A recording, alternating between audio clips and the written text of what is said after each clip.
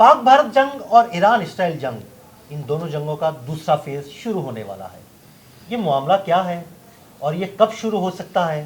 اور بہت سے کارگو جہاز ملٹری ساز و سامان لے کر مختلف ممالک میں اتر رہے ہیں، جس میں بھارت بھی شامل ہے، اسرائیل بھی شامل ہے، ایران بھی شامل ہے، اور یہ خبریں بھی ہیں کہ چائنا کے بھی کچھ کارگو جہاز ملٹری ساز و سامان لے کر پاکستان میں اترے ہیں۔ یہ سارا معاملہ کیا ہے اور آگے کیا ہونے جا رہا ہے؟ عامر رضا میرے ساتھ موجود ہے۔ جی عامر بھائی، یہ کچھ خبریں کچھ دن سے سوشل میڈیا پر زیر گردش ہے کہ یہ دونوں جنگیں جو ہوئیں رک بھی گئیں، لیکن ان دونوں جنگوں کا ایک خوفناک اور تباہ کن فیز 2 شروع ہونے والا ہے۔ کیا اس حوالے سے ہمارے ناظرین کو ذرا بتائیے۔ اس حوالے سے میں بتانا چاہتا ہوں کہ علامہ اقبال نے تو بہت عرصہ پہلے کہہ دیا تھا کہ آگ ہے اولاد ابراہیم ہے نمرود ہے، کیا کسی کو پھر کسی کا امتحان مقصود ہے، اور یہ امتحان جو ہے شروع ہوا چاہتا ہے۔ یاد رکھیے گا، یہ آگ ہے گولہ بارود کی، یہ پھر بھڑکنے والی ہے اور بھڑکے گی۔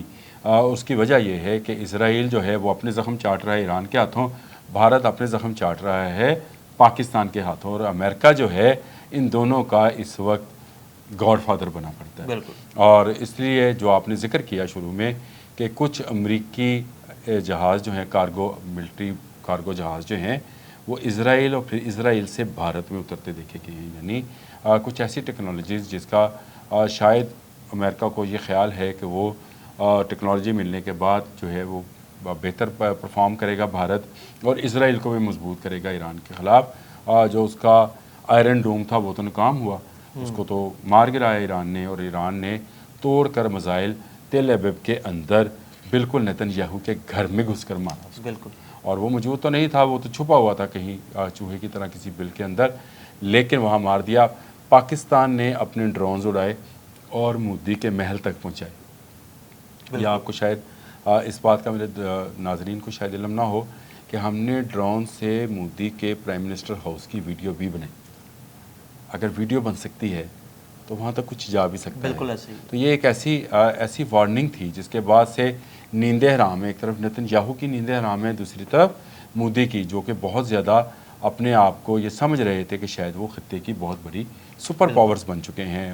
انڈیا ڈکلیئرڈ ایٹمی قوت ہے، اسرائیل انڈکلیئرڈ کہتا ہے کہ میں ایٹمی قوت ہوں، پاکستان ایک ایٹمی قوت ہے، چین ایک ایٹمی قوت ہے، اور چین تو ویٹو کا حق بھی رکھتا ہے جو باقی ان تین ممالک کے پاس ہمارے سمیت نہیں ہے۔ تو اس وقت پاکستان اگر دیکھا جائے تو اسٹریٹجیکلی زیادہ مضبوط ملک نظر آتا ہے، کیونکہ بھارت نے خود چین کو ہمارے زیادہ قریب کر دیا۔ مودی کی پالیسیز ایسی تھیں کہ اس نے ایک طرف چین سے پنگا لیا، دوسری طرف اس نے تبت کے معاملے پہ میں بات کر رہا ہوں، دوسری طرف اس نے پاکستان کو چھیڑ دیا۔ تو چین اور پاکستان کو زیادہ قریب کرنے میں میرا خیال ہے امریکہ سے بھی زیادہ جو کردار ادا کیا ہے، یا کسی بھی سیاسی لیڈر کی بجائے اگر یہ کہا جائے کہ بھارت نے کیا ہے تو وہ نہیں ہوگا۔ اب آ جائیں کارگو جہاز کی طرف جو کہ گولہ بارود اور نئی ٹیکنالوجیز لے کر مختلف ممالک میں لینڈ کر رہے ہیں۔ دیکھیں، رشیا اور چائنا کبھی نہیں چاہیں گے کہ ان کا سستا تیل کا کنواں بند ہو جائے، اور سستا تیل کا کنواں آپ بھی جانتے ہیں، میں بھی جانتا ہوں، ایران ہے، جس سے سب سے بڑا بائر جو اس وقت چائنا ہے، اور جس کے اوپر امریکہ نے بہت ہی مشکل اور بہت ہی کروا منہ بنا کر ٹرمپ نے کہا کہ ہم چائنا کو ایران سے تیل لینے سے نہیں روک سکتے۔ تو آپ روک کیسے سکتے تھے؟ آپ کیسے کر سکتے تھے؟ کیونکہ وہ ڈالرز میں پیمنٹ نہیں کر رہے ہیں، یہ بڑی بات ہے۔ وہ اس کرنسی میں جو کہ لوکل کرنسی ہے اس میں چیزوں کا تبادلہ کر رہے ہیں۔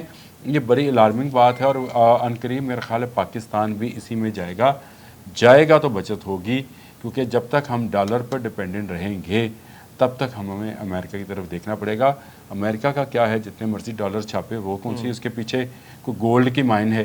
بالکل، اس نے تو گولڈ سے نکال دیا کرنسی کو اور ڈالر پہ لوگوں کو لے آیا۔ تو میرا خیال یہ ہے کہ یہ جو کارگو جہاز اتر رہے ہیں ان میں وہ ٹیکنالوجیز ہیں جو آنے والے وقت میں جنگوں میں استعمال ہوگی، اور جیسے کہا جاتا ہے کہ تیسری عالمی جنگ جو ہے پانیوں پر لڑی جائے گی۔ کون سے پانیوں پر لڑی جائے گی؟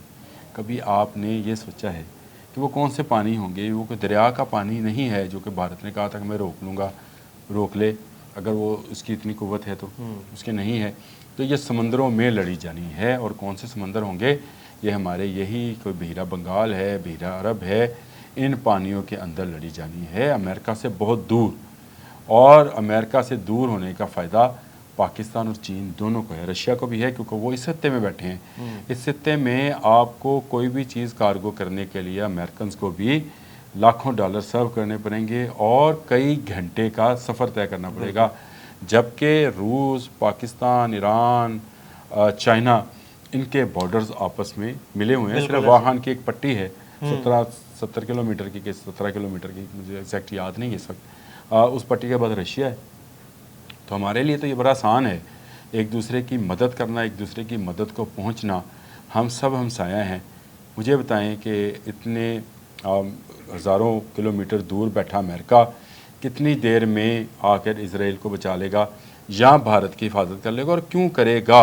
वह अमेरिका का F-35 जो कि मोदी ख़रीदना चाह रहे थे, उसको गिराकर ईरान ने साबित कर दिया कि कोई भी टेक्नोलॉजी जो है उसको गिराया जा सकता है। मैंने आयरन डूम की बात की, उसके बाद ट्रंप ने, आप किसी दिन उस पर भी हम बात करेंगे, गोल्डन डूम क्या है, गोल्डन डूम की बात शुरू कर दी कि हम वो बनाने जा रहे हैं। तो अभी बहुत दूर है, जैसे कोई नई टेक्नोलॉजी आती है उस टेक्नोलॉजी का तोड़ जो है चाइना में, जर्मनी में, रशिया में तैयार कर लिया जाता है।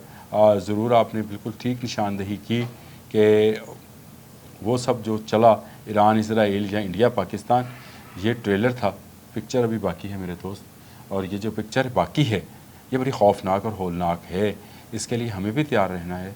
अल्लाह का शुक्र है कि हमारे पास ऐसी अस्करी और सियासी क़यादत मौजूद है जो बर वक्त फ़ैसला कर कर पाकिस्तान के अवाम को हिफाजत फराहम कर रही है। बर वक्त फ़ैसलों से मुराद वो जदीद टेक्नोलॉजीज़ हैं जो पाकिस्तान बाय कर रहा है चीन से और सस्ते दामों कर रहा है, जिस पर बहुत ज़्यादा इंडियन, अगर आप व्लॉगर्स को सुने या इंडियंस आप चैनल्स को देखें तो आपको नज़र आएगा कि इस वक्त ZTV पर एक हंगामा बरपा है कि जी पाकिस्तान दी तो मौजे ही मौजे। ये उसने लफ्ज़ बोला, उसने कहा इनकी तो मौजे ही मौजे हैं।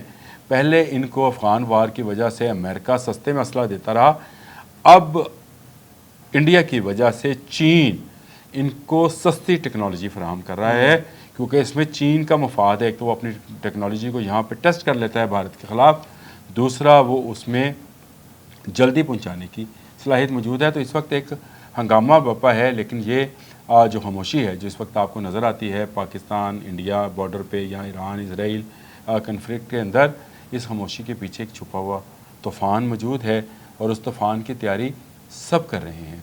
आपको याद रखना चाहिए कि हमारे अस्करी और सियासी क़यादत भी इस वक्त पूरी तरह से जाग रही है। आप पुरसुकून रहें, आपकी क़यादत जब तक जाग रही है कोई इस मुल्क की तरफ आँख मेली करके नहीं देखेगा, और जो देखेगा उसकी आँख निकाल ली जाएगी। और ये जज्बों की जंग है, ये हौसले की जंग है, ये सब्र की जंग है। पाक इंडिया जब वॉर शुरू हुई मई में थी जी, और उसमें मैंने आपसे कहा था कि पाकिस्तान जो जवाब देगा वो बड़े सब्र और तहम्मुल से देगा, लेकिन जो देगा वो ऐसा होगा कि उसके बाद जो मद्दे मुकाबल मुल्क है, मोदी है या उसकी सरकार है, घुटनों के बल आ जाएगी। और आपने देखा कि वही हुआ। हमने 3 दिन 4 दिन इंतज़ार ज़रूर किया, लेकिन जब जवाब दिया तो घुटनों के बल आ गए। पाकिस्तान की अस्करी और सियासी क़यादत जाग रही है। जब तक जाग रही है आप पुरसुकून रहिए, आपकी तरफ कोई मैली आँख से नहीं देख सकता है। बहुत शुक्रिया आमिर भाई जी। बिल्कुल आमिर रज़ा ने बड़ी तफसील के साथ रोशनी डाली कि आगे क्या होने जा रहा है। पाकिस्तान और भारत का कॉन्फ्लिक्ट और ईरान इसराइल कॉन्फ्लिक्ट में पिक्चर अभी बाकी है। अदील अहमद और आमिर रज़ा को इजाज़त दीजिएगा। अल्लाह हाफ़िज़।